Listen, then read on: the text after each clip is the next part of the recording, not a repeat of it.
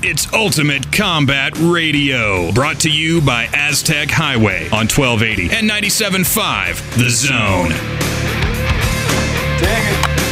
Welcome back to Ultimate Combat Radio. Mike Stidham here in the studios of 1280 The Zone, talking some mixed martial arts.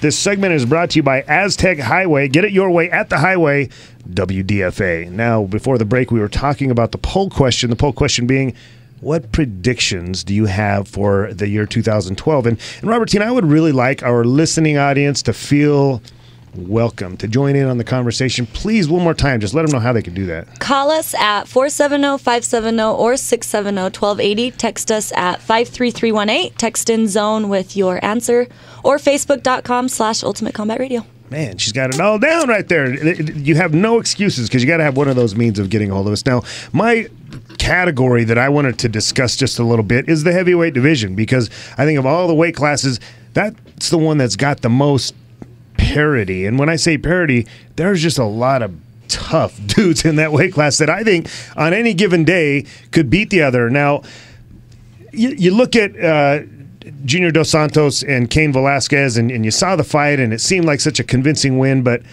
I'm just not so convinced that JDS is that much better. I think if they fight 10 times, I think it could be 6-4. You know, I mean, I just don't think that he's that much more dominant, although he really looked dominant that night.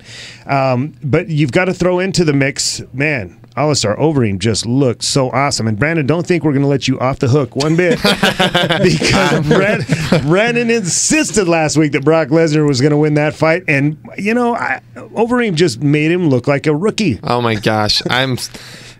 Here's the thing. If you guys want to make some money, whoever I say is going to win, just bet on the other guy. I figured out what my problem was. I allow my emotions to get all involved. And it's not that I really particularly like Brock Lesnar. It's just that, you know, his ties to Eric Paulson and CSW. Yeah. So I do this every time. Every time Sean Shirk used to fight, I mean, he'd be going against Matt Hughes or George St. Pierre, and I'd be like, oh, he's going to walk through this guy. I've sparred with him. It's like, you just don't, I don't know, you know. Here's the thing. Lesnar is such an imposing figure. I mean, you see him, he's just a big, strong, powerful guy, and he gets his hands on you, and I don't care who you are, you're going to be in trouble. But just a beast Overeem is, man, and just made that big, strong guy look like a girl. Was nothing. Not that girls are bad, but good save. He did. He just looked so physically dominant to a guy who's so physically dominant. And so I'm predicting that Alistair Overeem is going to rise to the top. And this is kind of going against what many of the prognosticators are saying. They feel like that JDS is the guy, and I think Overeem can beat him. I think Overeem will beat him, and then I think what they're going to have happen is he'll have to beat Cain Velasquez again, and I know I'm sitting in a room of Josh Barnett fans. I know that everybody in here, maybe it's because he's a CSW guy. I don't think so. I'm convinced Josh Barnett is good, is top level as well. I don't know why he's not being mentioned in any conversations right now when it comes to the heavyweight division.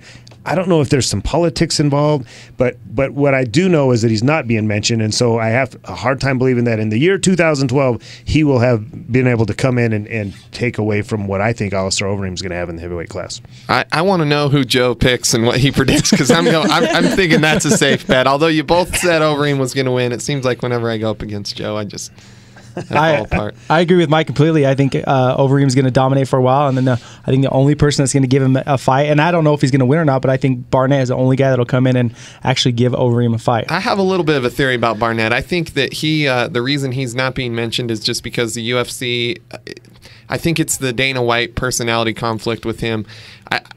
Dana White has brought people back who have had the same sort of personality as Josh Barnett, but they already had such a huge following. You know, the Tito Ortizes and those guys, that they were so popular already. I think Dana could overlook some of those things with those guys and bring them back for the greater good. But with Josh Barnett, and I do know this for a fact, I mean, he has a very strong personality, and he's the type too that is like, if I don't have it my way, then I'll go to Japan and do a pro wrestling fight, make twice as much money, and I really don't care. So, yeah, I think that's part of the reason why he's not being mentioned in those talks. Do you think that his fan base is does he have a fan base? Does his personality, his rough edge, does that kind of keep him from building a fan base? I think so. I can't stand him because of Yeah, the way definitely. he is. I agree. Yeah. Well, and so now you're talking about if you're Dana White, you're talking about, okay, we've got Overeem, we've got JDS, we've got guys that have fan bases. We want them fighting each other because that's when people are going to buy tickets and stuff like that. And maybe we'll keep this dark horse over here if we ever need to go to it. Because he's going to be there. He's going to want to take the opportunity if you ever offer it to him. So why spoil a good thing? That heavyweight division's got some intrigue right now, and so why do it? I don't think they'll have a choice after Barnett wins the Strikeforce Grand Prix and is a heavyweight champion. I don't think they'll have a choice but to bring him to the UFC. They got choices, man. Dana White's like, you know what? Congratulations on your big Strikeforce win. Now, I agree with you, though. If you want to be the legitimate world title, then you're going to have to do that. Well, Right. I think Barnett would do. Riker's ready. I just don't think Barnett's the guy that would do anything to be in the UFC. Yeah. I don't see that as his personality. Well, I agree, man. All right, so let's move on. We've got on the line Riker Ranstrom. We talked about him a little bit in the opening segment. He's in the Last Man Standing tournament for the WCFC coming up. Riker, how are you doing, my man? Good. How are you? We're doing great, man. Tell us a little bit about yourself. You're a little bit of an unknown around here, and we'd love to know who you are. Yeah, I am. I have never fought in Utah. I've always done a lot of fighting in Idaho, and I've kind of traveled up to Las Vegas and had fights, and Boise, and just all over here, kind of around Idaho, and just one time in Nevada. And I'm excited to come to Utah.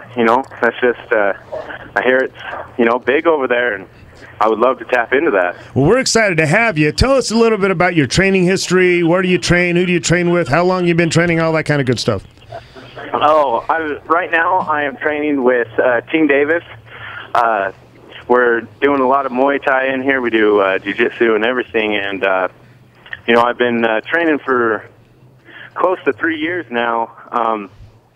I fought a whole bunch of time in the amateur in Idaho. I love the knockout, and that's what I like to go for. I like to put on this show, and I'm really excited to go into this tournament where it's just a 1 5-minute round. So, a lot of people are going to be going crazy and putting on a show. So is that kind of your fight style? You like to put it on the gas pedal and go after it? Yeah, I like to stand and I like to bang. I've wrestled my whole life and everything, and now it's time to stand up. Well, you wrestled your whole life. How did you get into MMA? I just had a buddy call me when they first started down throwing them in Idaho, really, and he called me and he said, "Hey, you want to do MMA?" And I said, "Heck yeah!" And I started training. I had 2 months before my fight, and then a kid didn't show up, and they threw me right in the ring. Well, you're gonna fit in Utah just well. You said, "Heck yeah." They'll like you down here. All right. So now, are you familiar with the other guys in the tournament? You familiar with the competition? Yeah. Casey Lascola. He's fought, and I've watched him on TV and The Ultimate Fighter and stuff like that. And there's a lot of big names in there.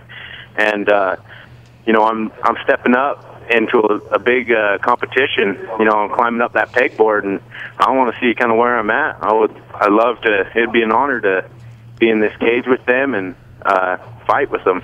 So is that the way you kind of look at it? Are you fighting up, or do you feel like you're on level with those guys and you can beat them? You know what? Every fighter, they want, they want to say they win, but I come in there, thinking anybody's got a puncher's chance in there. Anybody can have their night. So I'm going to go in there to win. But, I know that they're going to be tough dudes, and they're not going to be no walkthrough. So yeah, I got to tell you, that's the right attitude to have. We had Johnny Hendricks on here just last week, man, and he said the same thing. He says, I don't think I'm better than these guys, but I think that I have what I bring to the table, and I'm just going to do the best I can and see how things go. And you saw what happened with him last week, man. He looked really good. So who do you think is your stiffest competition in the tournament?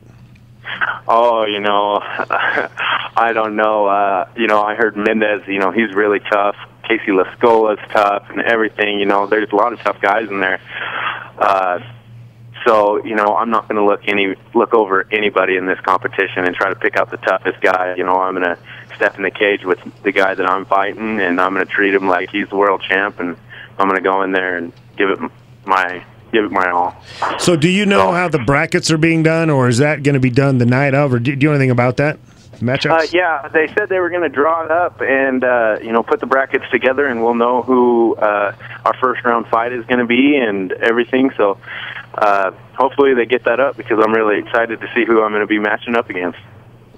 Well, good stuff, man. I tell you what, we always love you guys coming down from Idaho, because the fight game up there is really, really cool. Anytime I've gone up there, there's always been a lot of tough fighters. And then, the KCU Skull is that the guys have come down here, Ray Perales and those guys. They've always come down and put on a great show. We're looking forward to having you come down and be a part of the big tournament. Heck yeah, I'm really excited that the WCFC chose me to be in this tournament. Many thanks towards them, and I'm gonna have fun up in Utah, and hopefully I put on a good show, and hopefully you guys want me back. Well, we will definitely bring you back. Appreciate you coming on the show. Good luck.